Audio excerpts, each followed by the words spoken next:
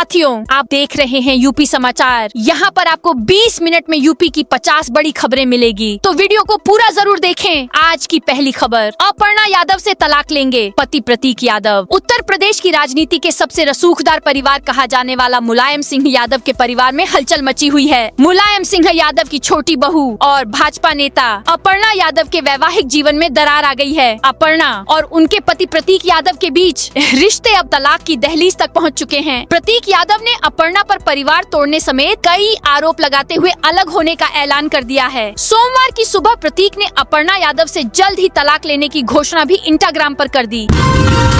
चांदी पहली बार 3 लाख के पार 15,000 बढ़ी। चांदी के दाम आज 19 जनवरी को MCX पर 3,02,000 रुपए प्रति किलो के पार पहुंच गए हैं। इसमें 15,000 रुपए से ज्यादा की तेजी आई है। दिसंबर 2025 के आसपास चांदी पहली बार 2 लाख रुपए पर पहुंची थी, यानी चांदी को 2 लाख से 3 लाख रुपए तक पहुंचने में सिर्फ 1 महीने का समय लगा। वहीं इसे 1 से 2 लाख तक पहुंचने में 9 महीने, जबकि 50,000 से 1 लाख तक पहुंचने में 14 साल लगे थे।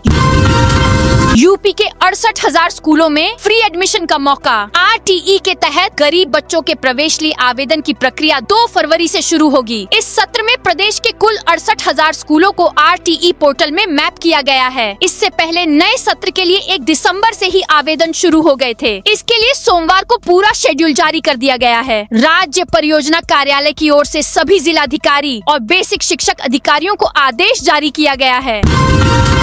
नितिन नबीन के प्रस्तावक बने CM योगी और दोनों डिप्टी भाजपा के राष्ट्रीय अध्यक्ष पद चुनाव में CM योगी और उनके दोनों डिप्टी CM सहित यूपी के 20 लोग प्रस्तावक बने हैं। सोमवार को सभी लोग चुनाव में शामिल होने के लिए दिल्ली पहुंचे। दरअसल भाजपा के राष्ट्रीय अध्यक्ष पद पर नितिन नबीन का आज पर्चा दाखिला हुआ। उन्होंने 12वें राष्ट्रीय अध्यक्ष पद के लिए दिल्ली स्थित भाजपा मुख्यालय में नामांकन किया। किसान नेता के रोड शो में यातायात नियमों का उल्लंघन। फिरोजाबाद में सोमवार को किसान नेता भानु प्रताप के रोड शो के दौरान यातायात नियमों का खुलेआम उल्लंघन देखा गया। शहर के सदर बाजार से गुजरे इस काफिले में कार्यकर्ता गाड़ियों की छतों पर बैठे और हूटर बजाते हुए सड़कों पर निकले। हैरानी की बात यह थी कि शहर के प्रमुख चौराहों पर पुलिस की मौजूदगी के बावजूद नियमों की अनदेखी की गई। रोड शो में शामिल लोगों ने न तो हेलमेट पहना था, न सीट बेल्ट लगाई थी और न ही यातायात व्यवस्था का पालन किया। शंकराचार्य अविमुक्तेश्वरानंद 24 घंटे से अनशन पर बोले, माघ मेले में हर बार आऊंगा। प्रयागराज माघ मेले में शंकराचार्य स्वामी अविमुक्तेश्वरानंद का धरना जारी है। पालकी यानी रथ यात्रा रोके जाने के विरोध में शंकराचार्य वहीं धरने पर बैठे हैं जहां पुलिस उन्हें छोड़ गई थी। वे अपने पंडाल में पूरी रात ठंड में धरने पर बैठे रहे। 26 घंटे से अनाज का एक दाना भी ग्रहण नहीं किया, पानी तक छोड़ दिया। पूर्व IPS अमिताभ ठाकुर को जमानत मंजूर। धोखाधड़ी मामले में गिरफ्तारी के बाद यूपी की देवरिया जेल में बंद पूर्व IPS अमिताभ ठाकुर को सोमवार को जिला जज की अदालत से बड़ी राहत मिली। अदालत ने उनकी जमानत याचिका मंजूर कर ली है, लेकिन पूर्व IPS को कोर्ट से इस अच्छी खबर के साथ एक बुरी सूचना भी मिली है। अदालत ने जहां उनकी जमानत याचिका को मंजूर कर उनके जेल से बाहर आने का रास्ता साफ कर दिया है, वहीं उनकी पत्नी नूतन ठाकुर की अग्रिम जमानत याचिका को खारिज कर दिया है। यानी उनकी पत्नी पर गिरफ्तारी की तलवार अब भी लटक रही है। नई बाइक खरीद पर मिलेंगे 2 हेलमेट। प्रदेश के परिवहन राज्य मंत्री स्वतंत्र प्रभार दया शंकर सिंह ने आज लोक निर्माण विभाग के विश्वेश्वरैया सभागार में सड़क सुरक्षा के प्रति जागरूकता और दक्षता विकसित करने के लिए 2 दिवसीय कार्यशाला का शुभारंभ किया। कार्यशाला में बोलते हुए परिवहन मंत्री ने कहा कि सड़क सुरक्षा में होने वाली मौतों के आंकड़ों को कम करने के लिए जन जागरूकता सबसे महत्वपूर्ण है। उन्होंने कहा कि सरकार डीलर पॉइंट पर 2 पहिया वाहनों की बिक्री के साथ 2 हेलमेट अनिवार्य करने का नियम लागू कर रही है। मणिकर्णिका घाट पर हंगामा, दरोगा की वर्दी फाड़ी। अहिल्याबाई होलकर की मूर्ति टूटने की सूचना पर सोमवार को पाल समाज के लोग मणिकर्णिका घाट पहुंचे। यहां विरोध प्रदर्शन और जमकर नारेबाजी की। पुलिस ने उन्हें समझाने की कोशिश की तो धक्का मुक्की होने लगी। इस बीच प्रदर्शनकारियों ने पुलिस की वर्दी फाड़ दी। हालात बिगड़ने पर पुलिस ने लाठी भांज कर उन्हें खदेड़ा।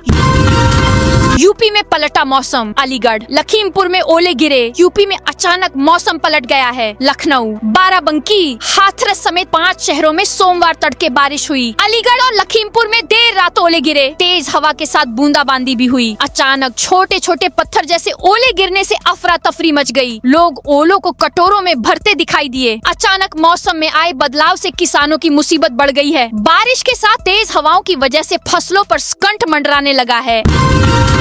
यूपी के बाराबंकी जिले में 34,000 लोगों का डाटा संदिग्ध। यूपी के बाराबंकी जिले की 32 लाख की आबादी में हजारों लोगों को पीएम आवास दिए गए। सर्वे में 1,13,000 से अधिक परिवार बेघर मिले थे, जिनमें 34,000 लोगों का डाटा संदिग्ध पाया गया है। जांच के लिए जिले में खंड विकास अधिकारियों की 15 टीमें गठित कर दी हैं। 15 दिनों में जांच कर रिपोर्ट ऑनलाइन अपलोड किया जाएगा। प्रयागराज माघ मेला 4 करोड़ 52 लाख श्रद्धालुओं ने लगाई डुबकी। प्रयागराज माघ मेले में मौनी अमावस्या पर श्रद्धालुओं का सैलाब उमड़ पड़ा। भीड़ को संभालने के लिए पुलिस को इमरजेंसी क्राउड कंट्रोल प्लान लागू करना पड़ा। देर शाम तक 4 करोड़ 52 लाख श्रद्धालुओं ने संगम में डुबकी लगाई है। प्रयागराज में मौनी अमावस्या पर अपने शिविर में जा रहे पूर्व आईजी को सिपाही ने रोक लिया। जब पूर्व आईजी कविंद्र प्रताप सिंह ने कहा, मैं भी 2019 कुंभ की व्यवस्था संभाल चुका हूँ, आईजी रहा हूँ, विहिप के शिविर में जाना है, जाने दीजिए। तो सिपाही बोला, आप मेरी बात नहीं समझ रहे हैं। जो सिस्टम बनाया गया है उसे आपको समझना होगा। आप आगे नहीं जा सकते। हालांकि करीब 8 से 10 मिनट की बातचीत के बाद उन्हें पैदल आगे जाने दिया गया।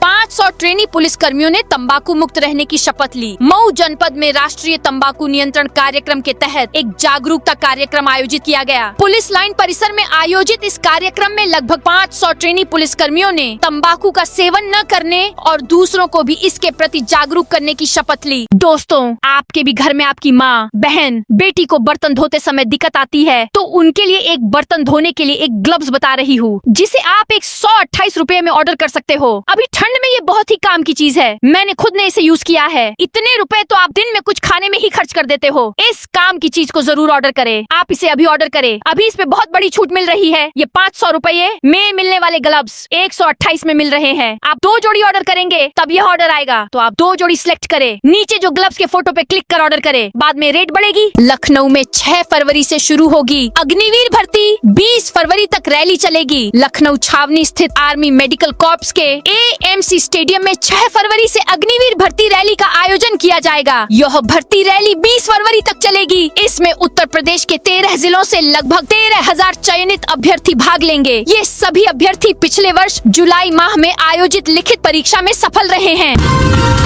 दिव्यांग मतदाताओं के वोटर कार्ड बनाने के लिए विशेष अभियान। श्रावस्ती में दिव्यांगजनों की लोकतांत्रिक भागीदारी सुनिश्चित करने के उद्देश्य से जिलाधिकारी अश्विनी कुमार पांडे की अध्यक्षता में district monitoring committee on accessible election की बैठक हुई। कलेक्ट्रेट सभागार में आयोजित इस बैठक में दिव्यांग मतदाताओं के पंजीकरण में वृद्धि लाने और निर्वाचन प्रक्रिया को सुलभ बनाने पर विस्तृत चर्चा की गई।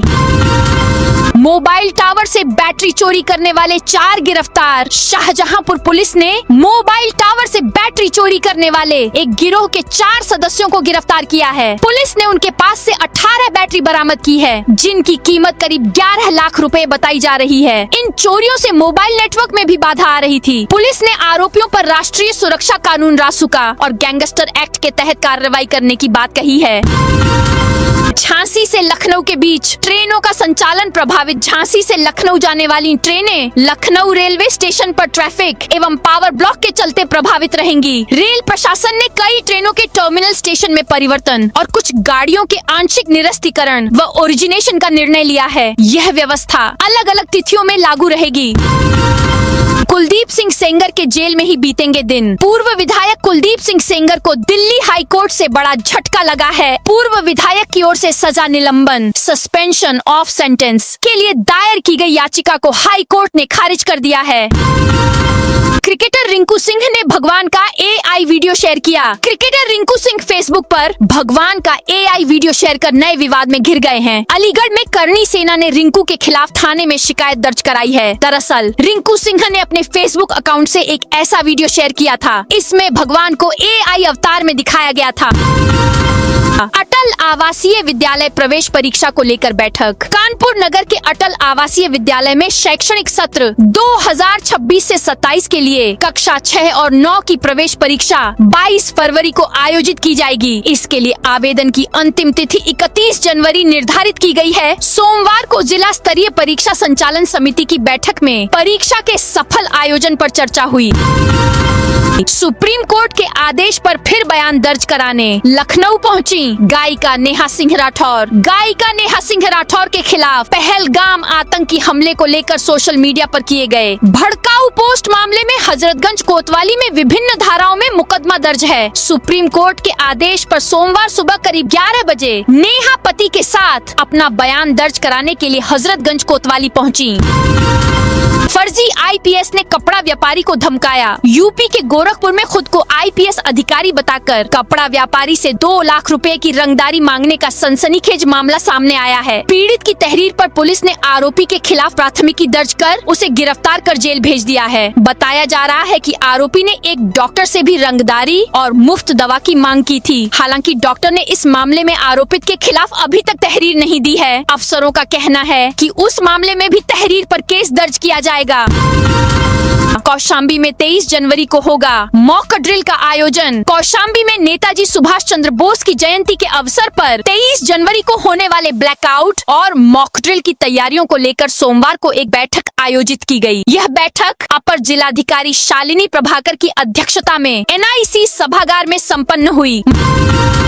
मणिकर्णिका पर बाढ़ में भी नहीं रुकेगा शवदाह। वाराणसी के महाश्मशान मणिकर्णिका घाट पर हो रहे विकास कार्यों को लेकर इस समय यूपी की भाजपा सरकार और विपक्षी नेताओं में वार पलटवार चल रहा है। यहाँ पर नवनिर्माण को लेकर हुई तोड़फोड़ ने सत्ता पक्ष और विपक्ष को आमने सामने ला दिया है। पुनर्विकास के बाद मणिकर्णिका घाट का नजारा पूरी तरह बदल जाएगा। गंगा में बाढ़ आने पर भी शवदाह स्थल जलमग्न नहीं होंगे, जिससे शोक संतप्त परिजनों को परेशानी नहीं होगी।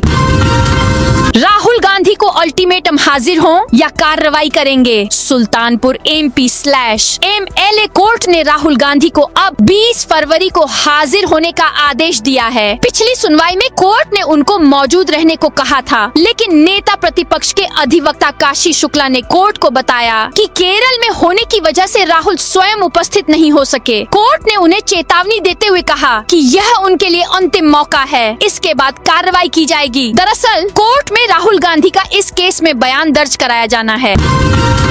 चित्रकूट कोषागार में 43 करोड़ के घोटाले से हिला विभाग। यूपी के चित्रकूट कोषागार में हुए 43.13 करोड़ रुपए के घोटाले के बाद अब कोषागारों के सॉफ्टवेयर में बड़े पैमाने पर बदलाव किए जाएंगे। इसके अलावा भुगतान की प्रक्रिया भी बदली जाएगी। पेंशनरों को एक साथ पेंशन और एरियर की रकम का भुगतान नहीं होगा।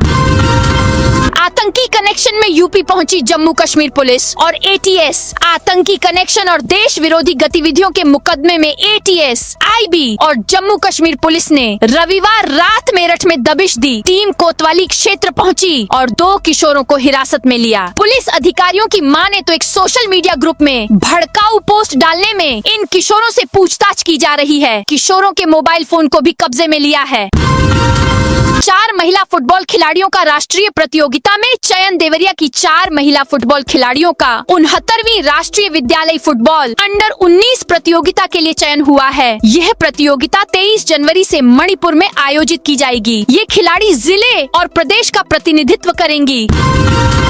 सहारनपुर में फर्जी मामा ने भांजे की जमीन हड़पी। सहारनपुर के सरसावा थाना क्षेत्र से धोखाधड़ी का एक मामला सामने आया है। यहाँ एक व्यक्ति पर अशिक्षा का लाभ उठाकर अपने भांजे की पैतृक भूमि का फर्जी दान पत्र कराने और जान से मारने की धमकी देने का आरोप है। पीड़ित ने सोमवार को SSP से न्याय की गुहार लगाई है।